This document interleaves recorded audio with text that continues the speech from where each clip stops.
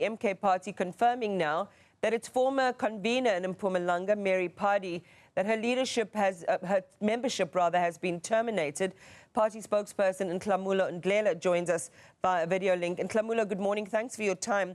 Just talk to us about, so the statement from the party making the announcement about her expulsion was dated yesterday. We understand that news reached her today. Just talk to us about when she was actually informed that this decision had been taken. Good morning, Iman, and good morning to your viewers. Yes, the decision was, the letter was sent through to her last week off the back of a national officials meeting that took place around the 19th of Feb. So in this case, she would have received that correspondence as at yesterday. So she would have received it yesterday. So just talk to us about today. I mean, our understanding is that she was then given the letter or told on the red carpet of the State of the Province address in Mpumalanga. Just correct us if that's wrong information.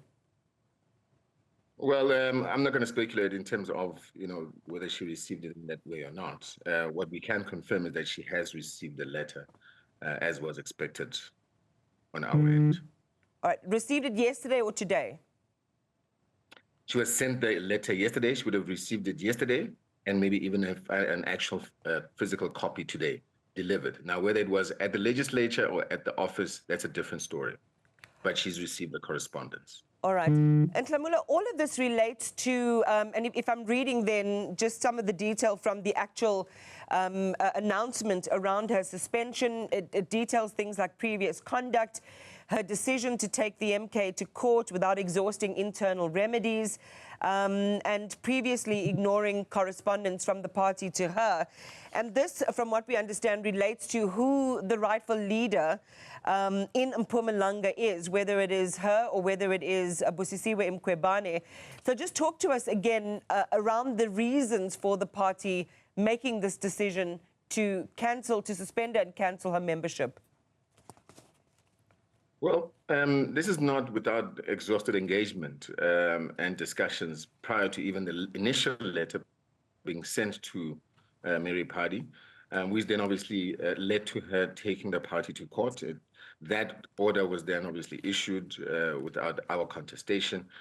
We still said that there was certain documentation that was supposed to be brought to us, which we never received, and that's what led to that court order. However, that being the case, that you must then understand that made her to continue to be a member of the party and to continue her role in the legislature as a party leader. Now, it doesn't mean just because now you have a court order that you can do as you please within the party. By virtue of you having been granted to stay on as a member of the party means you still need to work within the confinements of the constitution of the party. And one of those being this bar the one of taking us to court, but one of those being, participating in events that are said to be factional, that aren't endorsed by the party's leadership, and that seemed to cause division and exacerbate ill discipline. And this is what was happening here. This also then undermines the decision that has been taken by the national officials that she, in this case, be replaced by convener Advocate Mkhwebane, who has been widely communicated as the convener of the province. And those are decisions we need to understand, decisions that are taken within the party. Yes, remember the initial letter was that she was going to be cancelled and then removed as party leader. She was not cancelled by virtue of that. She continued to be a member, but now she started working with outside of the ambits and outside the prescriptions of the Constitution, which in of themselves are transgressions that lead to cancellation of membership. And it's very clear in our Constitution.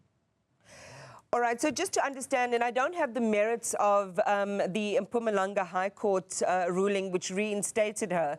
This was in December. This was December the 3rd, in which her suspension was deemed then to be unconstitutional. How do you see that ruling and that court order that she then secured against the decision that you're now taking? I mean, where does it leave the party in terms of the legal process? What legal advice have you got on that?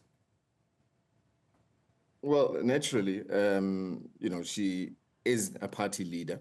The court order still refers to her being a party leader. But remember, you become a party leader off the back of the ticket from the party.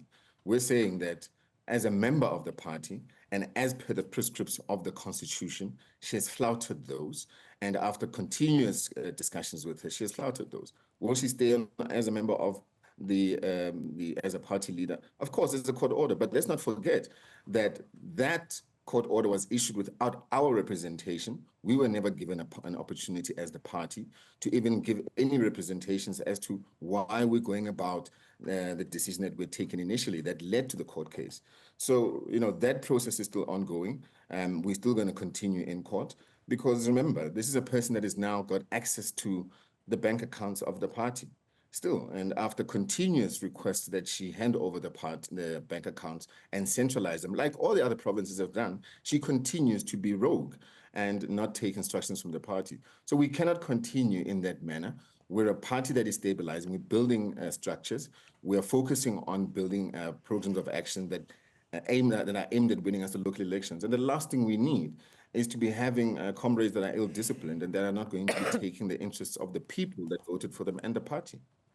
So just to be clear, you're saying you weren't respondents in that matter where she was challenging her suspension and where the court reinstated her.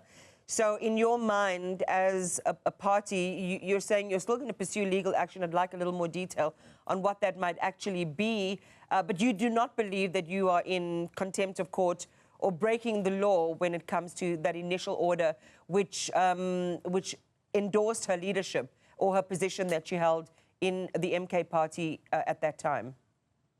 No, the point that we're making is that it's not to say we're not respondents. We're saying that we didn't get the papers in advance for us to respond. That's why she was granted a court order in our absence.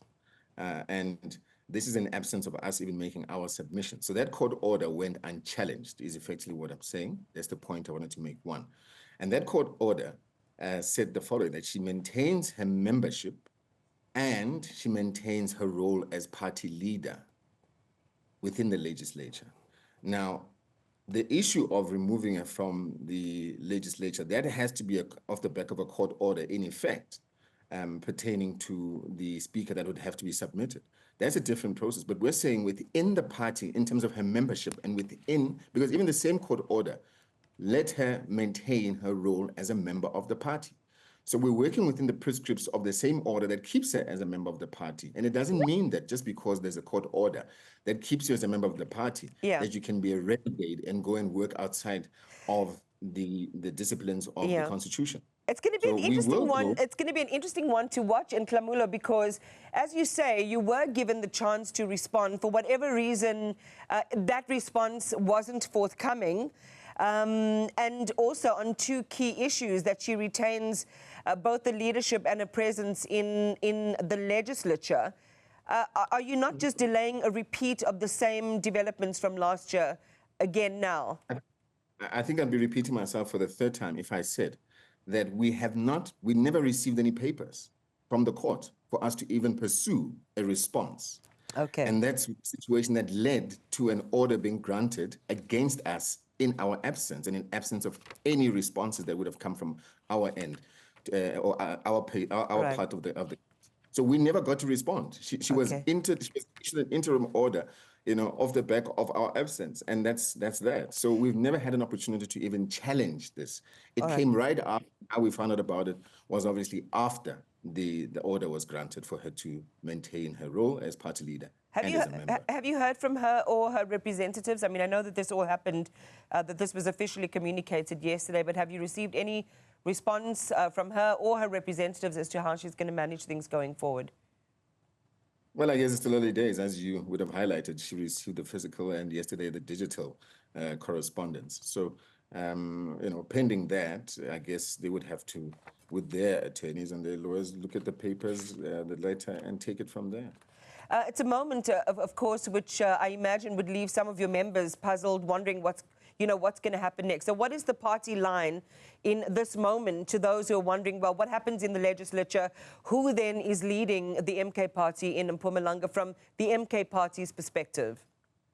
Well, this is what's going to happen. There's a resolution that's been taken by the national officials that we will visit Mpumalanga province, and there'll be a delegation, with a mix of members of the National High Command and national officials and because there are members of the National High Command that are also deployed there, to engage with the people on the ground and unpack exactly what the next steps are, and to bring about, unity. And this also is, in effect, a demonstration that we're a party here that is in its formative stages, but that is gaining solid ground with membership, and we can't afford for situations such as this to, lead us astray from our agenda.